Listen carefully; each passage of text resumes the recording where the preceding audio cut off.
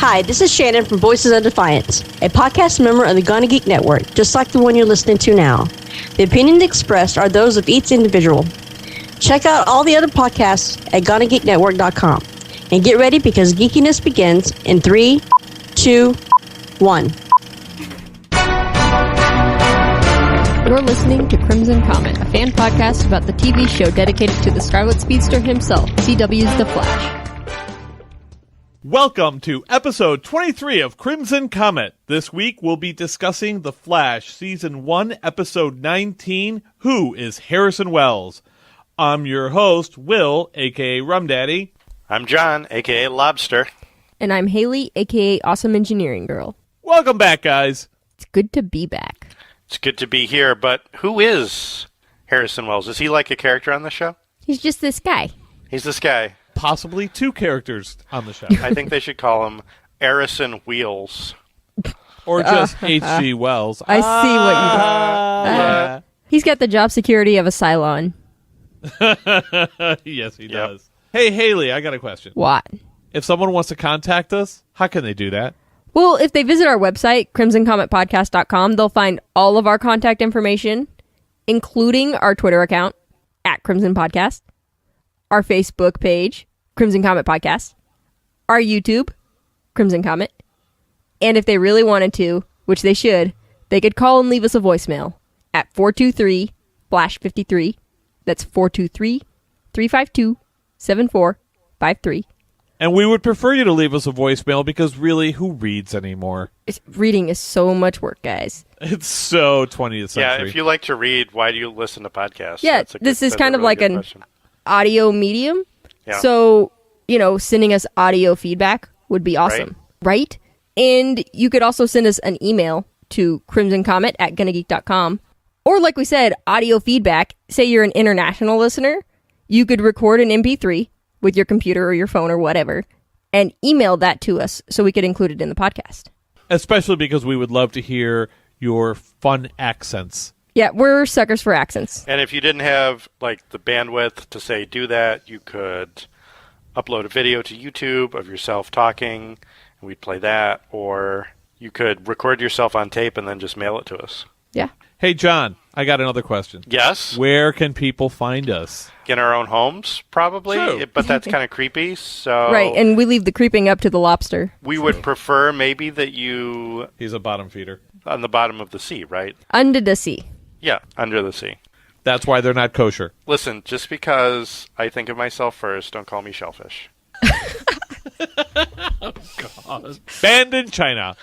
# You can find us on Spreaker, Stitcher, and Banned in China Radio. Did they kick us off of Lazy River Radio? Well, that turns out it's owned by a Chinese conglomerate, so yeah, they did. They did. So we watched the show. Oh my God, you guys. Did you watch this episode or what? Oh, I forgot. Were we supposed to watch something? I had something on while I was doing laundry, wasn't really paying attention. The Flash turned in the best episode of Arrow ever. Truth. Preach it, lobster. I mean, right? This was a great episode. It really was. Just the tone of The Flash is so much more fun than Arrow. Yeah. I'm really glad we got this one, guys. There's a lot of brooding in Arrow. Yeah, there is. Everyone's brooding. Well, with that kind of stubble, you have to brood. To be fair, The Flash took two of the broodingest characters on Arrow and made them both really fun in this episode. Katie Cassidy looked like she was having more fun in this episode than she has had the entire last 3 seasons of Arrow. You know what it is? I think all of them have been deprived of sunlight for so long that they get to shoot an an episode of The Flash, and they're like, "Oh my God, vitamin D, guys! It's great." And even though it's in Starling City that they're supposedly in, they look better. They look like healthier, people. Yeah. It's the sunlight. Was I the only one that was surprised when they did the Starling City and it was daylight? I went, oh my God, it's daylight. Yeah. Starling City. Cisco invented a gun that blows away all the overcast clouds. Right. And it wasn't just daylight. It was kind of like night was seeping in, so it was kind of like golden hour too, which made it even prettier. But this episode actually starts not in Central City, not in Starling City, but Coast City. Coast City. Which looked a lot like L.A. Apparently, It's got great pizza. Which is ironic because LA is not known for its great pizza. You got to know where to go to get decent pizza. Well, I guess the Flash knew where to go. Apparently Venice Pier, because that's what it looked like to me. I know we've talked about this before, but is Central City supposed to be like San Francisco or something? No, Central City, I think, is somewhere in Kansas, I think. Is that still where it's supposed to be? Because they've got like oceans and they're close to the Badlands. They showed another map. I don't know whether it was this week or last week, and it looked like the Twin Cities, basically. It looked like Minneapolis, St. Paul. I'd buy that. Because even so, there's like still a large body of water. And well, that large body of water could be Lake Superior, Lake Michigan. Right. It could be like a reservoir created by some dam or hydroelectric plant that they have yet to explore. But it's not just a body of water. It's like specifically got beaches, so it's not just a reservoir. I don't know. Whatever. Geography. Right. But Coast City is definitely on the coast. Okay. We're going to commit to that? We're going to commit to that, and in several DC timelines, it's actually been destroyed, so it's nice to see that it's still standing. So far. Let me tell you how odd it is to be watching Arrow and Flash and then watch Agents of S.H.I.E.L.D., where they refer to actual cities. Yeah. And they talk about... And I'm like, wait a minute, there's a man... Oh, wait, I gotta switch how my brain works. Okay. They refer to and visit actual cities, but it's still L.A., and you can tell. Yeah. There are no palm trees in New York. Where were they this week? Milwaukee or something like that? That is where they were. And I was like, yeah, that's L.A., though. I mean, can you really tell it was an office building? Yeah, I guess. I don't know. Every city, doesn't matter which one, has like 4 blocks that look exactly the same, no matter what city you're in. You're probably the right. alley. And that one really big bank. Exactly. Like, I don't know if you guys watch Better Call Saul. Mm-hmm. They shoot a lot of it in Arizona, but Albuquerque. But the season finale was a flashback. A lot of it was, and a lot of it took place in Chicago. And I'm like, that alley looks a lot like Albuquerque. Yeah. Funny that. Well, I mean, it's like Lost. They shot in Hawaii, but there was supposedly stuff in Australia. And yeah, it all looked like Honolulu. None of the buildings were over 4 stories tall. Yeah.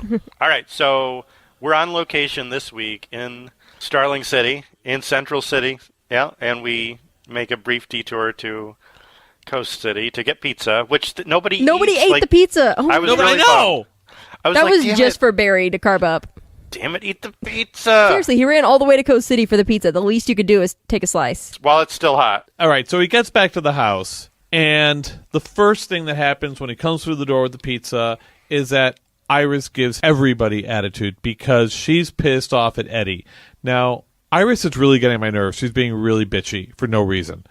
And you can give her reasons, but they're not reasons enough for her to be as big of a bitch as she is. The reasons are plot. Yeah. And Caitlin is just being a stupid girl. Like, I want to tell Dr. Wells what's going on. And both of them are getting in the way of what the men are doing. And I just feel like they could write the female characters a little bit better. Yes, they could. I agree. Thank you. Because Iris, I just want to get over it. He's a cop. You're a reporter. He's not supposed to tell you everything. Your father was a cop, or is a cop. Your father did not come home and tell you guys everything that was going on at the police station. I'm sure of it. And then she's being such a spoiled little brat about it, too. Like, we used to have a happy home, and now we don't. Oh, shut up, Iris. Well, we'll get to something later in this episode about having a happy home and what kind of goes unsaid. But can you really blame her, though, for being a little upset? Because she knows that she's being lied to. And, we've kind of had this discussion before about she knows that someone's not being honest with her, but she's not sure why, and she's not buying the excuses. She's smart enough to know that she's being cut out. But she only knows that Eddie is lying to her. She hasn't picked up on the fact that Barry and her dad and Cisco and Caitlin are all lying to her as well. And love is a two-way street, because if she loves and trusts Eddie, she should trust him enough that he's keeping something from her for a good reason. And she knows it's not that he's hooking up or seeing somebody else, because she already talked to Barry, and Barry assured her of that. Right, and she knows Eddie, too. She knows that's not what's going on. Like, honestly, I don't understand why she doesn't just assume that it's a case at work that's terrible right now. But no, she's got to be like, oh, it's all about me. It's all about me. Shut up, Iris. This is the first really negative thing I said about the show, because I love the show. Yeah. But I don't like how they're writing her character. Do you think that the See, I had a little hard time with the flip later in the episode where once Eddie is in jeopardy, then she's like, oh no, it's okay, don't worry about it. Because I feel the way I do, it made that flip even more difficult. Well, and you knew that's what they were going to do. They have to do it. But it was just, I don't like it. I think that her character is being written unbelievable. So, I don't think real humans behave that way. Or should behave that way. Let me take that back. Real humans behave in all sorts of stupid ways. I don't think that a character that they wrote as being a strong female character, the way they wrote her, would behave in that manner. Yeah, I agree. I think she's a character that's probably going to improve in subsequent seasons, but this season she's got to be the naive idiot. Yeah, she's kind of like, speaking of Laurel, she's kind of this season's Laurel Lance. That is like a character that you like and you want to root for, but is just dealt a crappy hand in terms of the show's structure. Yeah. And in the second season for Laurel, too. and a little bit in the third, yeah. Except for this episode of The Flash, right. Laurel is dealt a bad So hand. Cisco says, I love the way you beat up criminals. Like, what about the way she gets beaten up by criminals all the time? Thank you. I thought the same thing. And I don't remember her using her sister's little tweet thing. Ever. Yeah, she didn't, because she couldn't figure out how it worked. But now she has a necklace, which is almost exactly like what the character has in the comic book. Because Cisco'd her sister's thingy. He Cisco's the Cisco out of it. So I like the look on Cisco's face when she's like, can I talk to you? And he's like, oh yeah, this is happening. Well, he doesn't know. He doesn't. That she's Black Canary. She is totally coming on to me because I'm such a playa. Now, we did see a lot of the scenes in this episode that appeared in the trailer from Paley Fest. So. Yeah, because it's had a lot of the crossover material. This one and last week's. It's interesting that all of the crossover material has gone into The Flash and almost none of it has gone into Arrow. I'm okay with that. Well, yeah. Arrow's got its own They got stuff going on. They got a lot of stuff going on. I have not seen this week's yet. It's all about demons and the heads and heirs thereof. Heads of heirs of demons. Everybody knew they were going to use that pit at some point. It was going to come into the series. Well, yeah. Okay, let's talk about Cisco and Laurel, because the relationship that they kind of develop and then the payoff at the end of the episode I absolutely loved, where she says, if you tell anybody about this, I will hurt you. And he's like, I'm fine with you hurting me. Yep. Cool, just let because obviously she can't hurt anybody too much. And I was like, well, what's in the envelope? And of course it was her in costume with him, grinning ear to ear, like getting his picture taken at a convention. I thought the exact same thing. Like, that looks like a con photo. It probably was. So Caitlin is also coming across as kind of thick. The way she refers to Wells. I don't know. I trust him. Well, I don't believe you guys. I'm going to go and tell him. Another one I wanted to bitch slap. Oh, that was really so dumb. Like, you can't keep your shit together for 2 days. Exactly. As much as I enjoyed this episode, I was really disappointed how they wrote the female characters. They wrote them both as being just these wusses. I feel like it would have made more sense if we'd seen more of the relationship between Harrison and Caitlin coming up to this. Like, that there was a trust there and a relationship there. But we haven't really seen that. Well, he stood by her while everything went to crap. And by stood, I mean, he sat in his wheelchair. Figuratively more than literally. Although, selfishly, I do want to see more of his house, because that is a fucking great house. We've gotten a lot of looks at the foyer. The foyer looks great. I want to see more of the house. I want to see the kitchen, the bathrooms, the bedrooms. I'm pricing it out is what I'm doing. Like, how much square footage is that? Yeah, exactly. And how can I make my house look like that? You got to get rid of all the steps. And a lot of glass. Well, it's a lot of glass, but is none of it, like, to the outside? Because, like, his front door and everything, like, there's no glass looking out. It looks like he's almost in, like, an apartment building or a condo or something. I thought for a second she was going to look around the door and see him walking. See him, like, whoops. Or maybe not realize he's home and break into his apartment. She's not that smart. But Barry grabbed her before she could blow it. In the original timeline, which I'll kind of, like, treat that as the original timeline. The darkest timeline? Well, yeah, because Cisco dies, but, like, she's the reason that he finds out they know. Like, she can't keep the secret. Why do we expect that this will be any different? And, of course, she's going to let it out. She could be better, is the thing. And I think it just comes down to she's very uncomfortable with deception. She trusts Harrison Wells. I don't know if he's maybe more of a father figure to her than she realizes or than they realize. And she just can't believe that he would be evil. She just can't fathom it. And I think until she has the hard evidence in front of her, she's not going to. That is probably true. Okay, so why did Harrison Wells not notice that Barry came by and took, like, when he opened the door, wouldn't he have, like, felt the speedster energy around? The disturbance in the force? Yeah. Dude, I don't think there's a lot of consistency in this. Okay, we went from what was a fun, great episode to now we're poking all these holes in it going, yeah, it kind of sucked. No. No, it was great, but... This episode was great, and the drama in this episode was really good. We're picking it apart from our very critical standpoint, and because this is what we do. Yeah, it is what we do. But while we're poking holes in the science, when they find the body and Lance's coffee starts to float, what was causing that? Like, he said something about tachyon, whatever, but why would that happen there? It's the same thing that made the wine float out of Barry's mom's wine glass. Yeah, but that's because there were speedsters and a time portal and stuff going on. That's not happening here.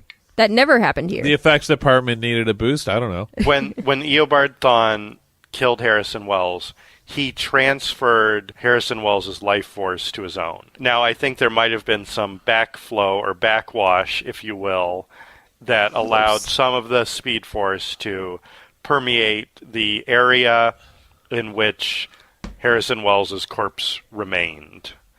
And so there's like this weird little patch of ground where rain falls up. And because it's like random and off to the side of the road, nobody ever noticed Plus, it. it's always raining in Starling City anyways. Right. Because it's Canada. Portland, Seattle, Canada, something. So let's get on to the metahuman of the week. Hannibal Bates. Yeah. You know, if Alfred were his butler, he would call him Master Bates.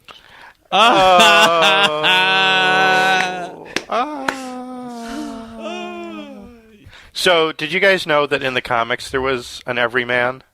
I figured. But in order to use his power, it wasn't by touch. He had to eat a part of the person he wanted to become. That would have been better. Yeah, Ew, he was creepy enough as it was. Do you think that's why they called him Hannibal? Probably. That, I think, would have been way cooler, because he was literally a cannibal. Which, by the way, great series. Well, you know, if this were Arrow, he probably would have eaten people, but it's The Flash. Yeah. Okay, I mean, like, we can talk about all the fake outs and stuff in the show where he, pretended to be Barry, and then he pretended to be Iris, and then he pretended to be Caitlin, and, it just went on and on. Okay, I want to see a raise of hands. When they went to see his mom, I want to see a raise of hands. How many people knew right away that his mom was him? My hand is in the air. See, all of our hands are in the air. My claws are in the air, I just don't care.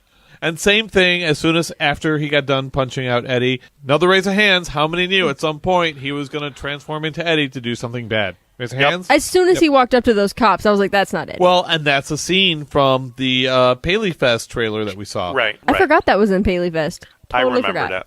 But I do like that he was Hannibal Bates because he's also Norman Bates. Mother issues. Issues. See what they did there? See what they did there? But I love the reveal at the end when you see his true face. Who are you, Hannibal Bates? And he can't remember, and he's all blank and weird. Oh, that was awesome. It was creepy. With no eyes, just like what's-his-face from Agents of S.H.I.E.L.D. Well, he's just like Agent 33. Can't remember what she looks like. She can transform into anyone except who she is. Yeah, but until the more recent episode where she does. But whatever.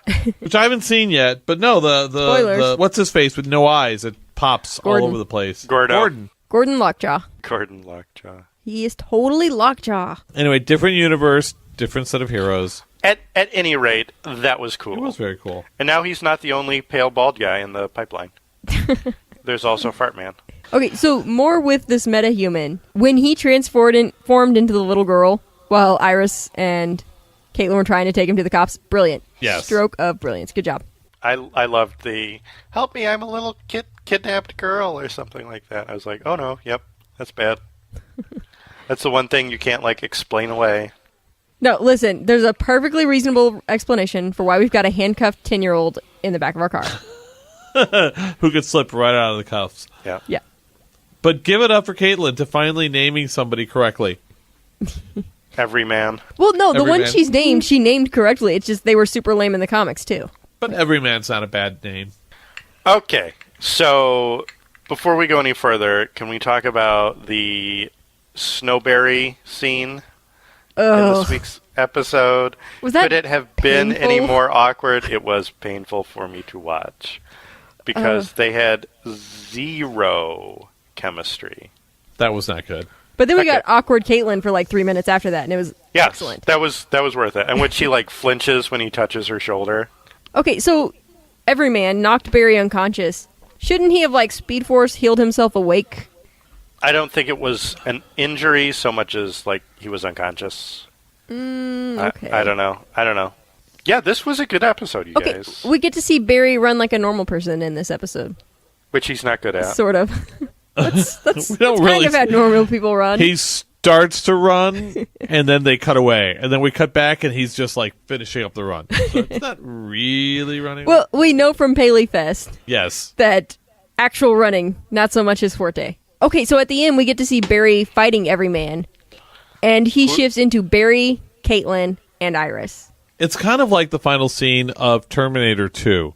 Yeah, he's like devolving through everyone that he was, yeah. But the actresses that play Caitlin and Iris probably don't get a lot of opportunities to, do the fight scenes. So Right. it was cool to see.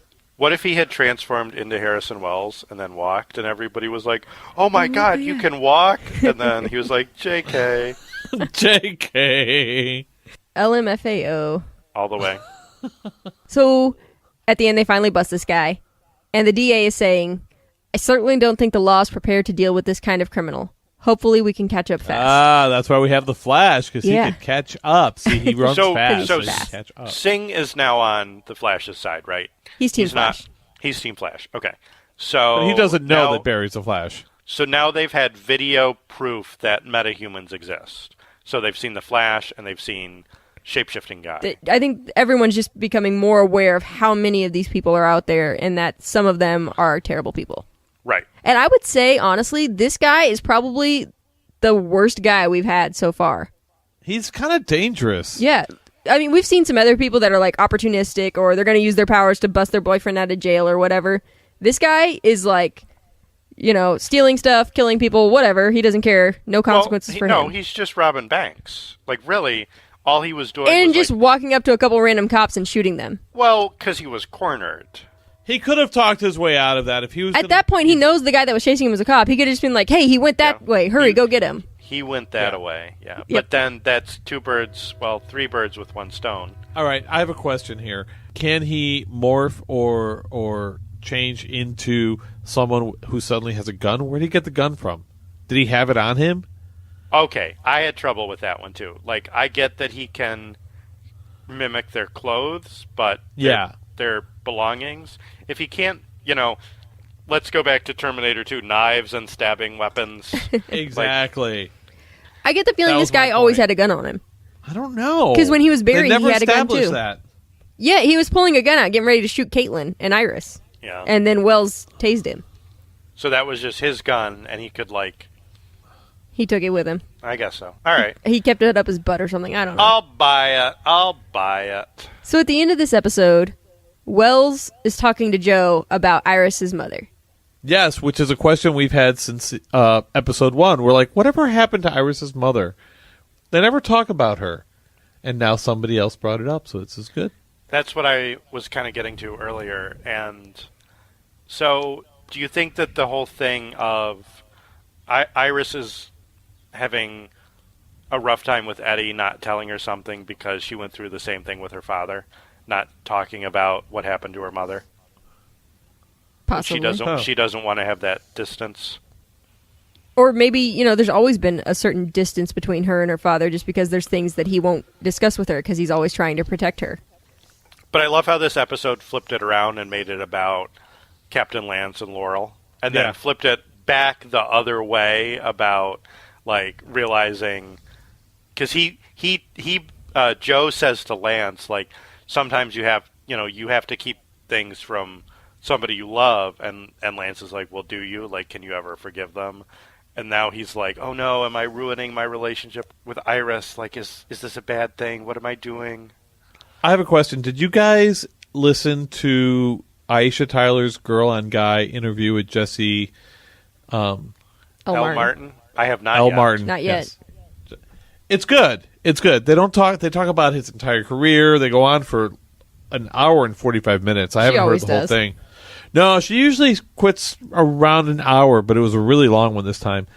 And at the beginning of the interview, they talk a lot about the relationship between Joe and Iris, and he brings up the fact that the most touching moments he has are with Barry, and that the relationship between he and Barry goes on really sweet and nicely. But meanwhile, Iris is like left in the corner, and he's like, yeah, that's my daughter. Yeah. Yeah. Until I heard the interview, what didn't really dawn on me. I'm like, that's right. He kind of does ignore Iris a little bit. Well, and that and the show's written by a bunch of dudes. I was going to say, I haven't been paying attention to the writing credits, but I wonder if they've even had a female writer yet. They need to have a female writer because the female characters need to be written a little bit better. Yeah. Like we established at the beginning of this conversation. You know. We did. Yeah. We did.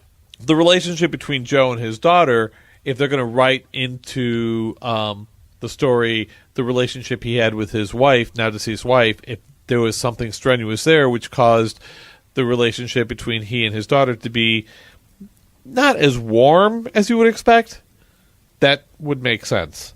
But also, Harrison Wells at this point doesn't know that everyone's onto him. So what prompted him to come to Joe at this point? And I think Eobard Thawne really is struggling with the fact that he has lost everyone he ever cared about.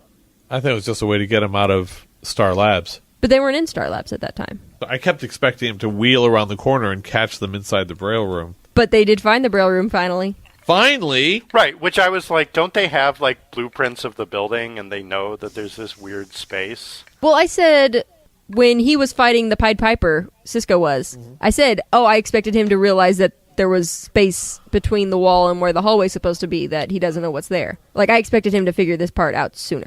But they do find the room, and there was a lot of OMG going on.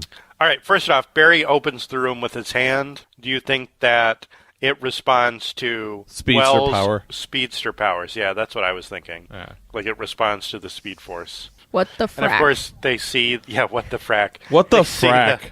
They see the suit first, and then the newspaper of the future. I kind of expected Gideon to be like, who are you? Good evening, Dr. Wait, you're not Dr. Wells. What? Well, Dr. Wells is not Dr. Wells. Right. So. Good Right. evening, Mr. That's- Allen. That's true. Wouldn't it be great if Gideon knew Barry? Oh, that would be awesome because Gideon's from the future, so Gideon would know Barry. Yeah. Okay, so that newspaper is from 2024, which is 4 years after Barry became the Flash in that timeline. You're right, because the particle accelerator blew in 2020. In the original timeline, yes. But he had to go back in time to accelerate it for it to happen sooner. Yes. How old is Barry now? Like 25-ish? Yeah, 25. So he would have been 30. Yeah. My ear holes are starting to bleed. I know, we need like Right. a whiteboard and different colored markers. There's an original timeline where the Reverse Flash didn't go back and kill his mother. Because there's a timeline that existed before there was time travel, right? Right. Well, depends on the theory of time travel. But then there's a timeline where he went back and killed her. And then there's a timeline where he went back and killed her and Barry tried to stop him. Yeah. Oh, I think I've got a nosebleed, guys. No, there's got to be another one where he goes back in time and kills young Barry. Well, Yeah, but where we he haven't seen that succeeds. one yet. That would be the darkest timeline. But then if he kills young Barry, then Barry can never become the Flash in the future. And he therefore can never kill- become the Reverse Flash. Not being able to go back. Paradox, guys, we hit it. The brain explodes. I just can't. My ear balls. Take another drink. Okay. Okay. Rum is good drink. Rum is good drink. Rum, good drink. Rum daddy like. Rum drink make good podcast. Rum daddy like good rum. So that's the end of the episode, right? I don't think we missed anything. But you know who we haven't heard from yet about this episode? Let's hear it. Adam. Adam had some Adam. Hey guys, it's Adam. Just calling with some feedback on the latest episode. I did think it was a good improvement after not liking last week's episode quite as much. Caitlin finally came up with a good supervillain name after her less successful efforts previously. I think it might have been a little more interesting if it had been Joe that every man had framed for the murders. That wouldn't have worked with the Starling City plot because he kind of needed to be there to help start the healing process between Quentin and Laurel. Speaking of Laurel, I absolutely loved the scene with her and Cisco. Kind of figured from the previews that was where it was going, but it's nice to see that she has the technological version of the Canary Cry now, as opposed to Sarah's sonic device. Can't wait to hear what you guys think. Talk to you later. Bye. It's always great hearing from Adam. I totally agree. I think he was right. That would have been cool to see if Joe were the one that got mimicked as opposed to Eddie. But this... Oh, then Iris would have really lost her shit. But he's not in the city. Right. The plot this week demanded that he be elsewhere. Digging up a grave somewhere near Starling City. Okay, see, I thought it was a foot, but a hand is just as bad. Yeah, I love that. Oh, it's my favorite quote of the episode. That's all I've got for this week. Okay, so we have made a connection between several plot lines in the show. Let's talk about another podcast on the GonnaGeek Network that also makes a connection, a French connection. On I see what you did there. See what I did there? I see what you did clever. there. See what we did? On Art House Legends this week, you can hear us talk about, and by us I mean me, movie dude Eric, and Kent, talk about the 1971 film The French Connection, starring Gene Hackman and Roy Schneider. The French Connection tells the story of New York detective Popeye Doyle as he obsessively pursues leads towards a huge heroin score. The film scored several Oscars, including ones for Hackman, Friedkin, and Best Picture, but did the film earn those accolades or did it miss the train? Listen and find out. I love that movie, and I can't wait to hear what you guys say about it. I have never seen that movie. We were a house divided on French Connection. I can tell you that Art House much. Delighted? An art house divided. Yep. Our house was divided. Our art house. In the middle of the street.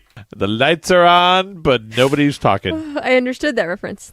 Well, some people were talking to us this week. Who? The Doctor 1980s hit us up on Twitter. On the Tweetster? On the tweets. He told Nightwing that he heard him guesting on Crimson Podcast. No, I didn't feel dirty after agreeing with you. You should, sir. You should. They had a conversation going back and forth, yes, didn't there was a big conversation. Wing replied, "That's a nice change from the guys at Legends Podcast." And then the Doctor said, "Well, they aren't Canardian and haven't worked in video stores. That's a random subset of people." Haley, you're going to keep reading, and from here on, I'll take Wing, and you take the Doctor. Okay. Well, there's other people here too. Oh, other people, and then All right, and who then am I? John. You can be Op and Genie. You can be Op and Genie. So I will be. I'll be Wing. I can do a very terrible version of Wing's accent. Oh, you can? Yes. Okay, good. Okay, let's start at the top. The Doctor. Take it from the top. Okay. At Nightwing, just hear you guesting on at Crimson Podcast. No, I didn't feel dirty after agreeing with you. Well, that's a nice change from the guys at Legends Podcast. Winky face emoticon. Well, they aren't Canardian and haven't worked in video stores. True story, lol. Working in video stores tends to jade you. Try owning one. Was close to owning, managed for a long time. The operator says, "I disagree." That's better. The Doctor says, "Little late to part the operator. How you doing?" Genie says, "Good show. It just wouldn't be right for you to agree with Wing." Well, this certainly turned into an interesting conversation. And Fiend. Okay, so it was hard to do the fake Wing accent because there weren't a lot of H's in his tweets. You mean H's? H's. So that's all the feedback. And now we're going to get ratings. So this week, The Flash had 3.75 million viewers live plus same day. Yeah. Good number. Good, solid CW number. And there was much rejoicing. Yay. Hooray. You know where there will be a lot of rejoicing? Where? Geekation 2015. Right on. In Chicago, Illinois. In Chicago. Right on. Will's old stomping grounds. Deep dish pizza. As of today's recording, we've got some tickets to the Cubbies game, and we've got at least one extra ticket and the ability to get more tickets if more people want to go. So if you want to go to Chicago in 2015, head on over to the GonnaGeek website and you'll find the information there. Or get a hold of one of us and we'll direct you through, and we'll direct you and help you out as much as we can. And if you decide that you are going to go, send an email to geekation@GonnaGeek.com so they can get an accurate head count of how many people we're going to have. It's going to prove to be a lot of fun. Haley's going to go to a Cubs game wearing her St. Louis Cardinal gear. And I'm going to try very hard not to get stabbed. But you will get stabbed. Yeah, but it'll be by Will, and he would do it anyway, so... It's Wrigley. It's not the White Sox, okay? They're not as stabby. Like 70% less stabby. Yeah, 70% less stabby than... It's the difference between the north side and the south side. It'll be fun. You'll see a lot of action. We'll have a lot of good times. And there'll be plenty of geek talk. You don't have to be just a Flash fan. We talk about Game of Thrones. We talk about the Marvel Universe. We talk about Doctor Who. I think we're even planning an outing to possibly going to see either the Avengers or Mad Max that opens that weekend. It'll be fun. Yeah. Name your geek choice, and there'll be plenty of conversation about it. Yeah, and like we've said before, there will be drinking. You don't have to drink. We will. There's definitely a Cards Against Humanity game. We've also done just like some tabletop gaming before in the past. Who knows? Who knows what will happen? It's a play it by ear type of thing, and everyone usually has a great time and enjoys themselves. Word up to that, you guys. I don't think I'm going to be there, but you'll have fun in my absence. Oh, you have a big moving day that weekend. That's why. Listen, I'm pretty busy. You're a busy guy. You're rocking and rolling, and everything's all over the place. Yep. We've been talking a lot about the upcoming Flash Arrow spinoff. We might have a title for that spinoff now. John Wesley Shipp has hinted that it might be Legends or something related to that, and there is a rumor that the full title is Legends of Tomorrow. Interesting name. There are fans of the Legends podcast and the Legends of S.H.I.E.L.D. podcast, and they're like, hey, how can we get in on that action? Right. Apparently. Legends So if GonnaGeek or Legends does a podcast about the spinoff, is it going to be called Legends of Legends? We've been talking about this. Yes. Or just Legends of Tomorrow. Because we're already legendary. Legends of Tomorrow. I think one of the thoughts was Legends. Legendary Legends. I like Legends of Legends. Okay. Because then the acronym would be LOL. I see what you did there. Oh, we got another GonnaGeek show to talk about. All Things Good and Nerdy, 155. I'm Kinda Lazy. With Anthony and Naki away, what does Chris do? Call in reinforcements. That's what. This week, Stargate Pioneer joins the show as he and Chris break down the new trailers, Star Wars and Batman vs. Superman. If you love Star Wars, Marvel, or Batman, this is the show to watch this week. Or, if you want to listen to Chris and SP fight Google Hangouts, tune in. So what have we learned this week, guys? I learned that, according to John, time has backwash. That's unsanitary. That is very unsanitary. I learned that a hand is worse than a foot. Or equally as bad. Who knows? Or equally as bad. I learned that you've got to keep your hands off the metahuman. Hands off. Hands off. It depends on the metahuman. Maybe you want your hands on. Who knows? All right. Well, if you're enjoying the show, we'd love if you'd send us a review on iTunes or call and leave your feedback in a voicemail. This has been Crimson Comet, episode 23. Join us next week as we discuss The Flash, season 1, episode 20, The Trap. Until then, I'm Haley. I'm Lobster. And I'm Rum Daddy. Bye. Later. See ya. Thanks for listening. If you want to leave us feedback, you can find all of our contact information at crimsoncometpodcast.com.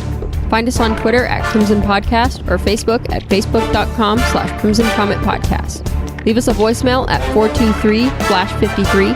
That's 423-352-7453. The opinions heard on this podcast are those of the individual host and do not represent GonnaGeek. The podcast is not affiliated with DC Comics, Warner Brothers, or the CW. No infringement is intended. The music heard is by Kevin MacLeod of Incompetech.com.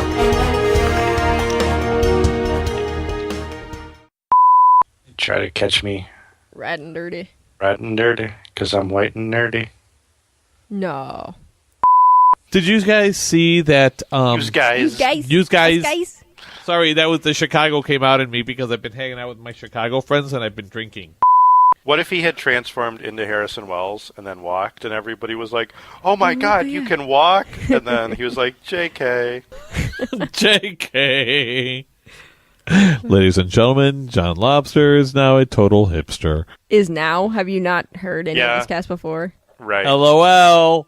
OMG. LMFAO. All the way. I'm feeling the rum. Yeah.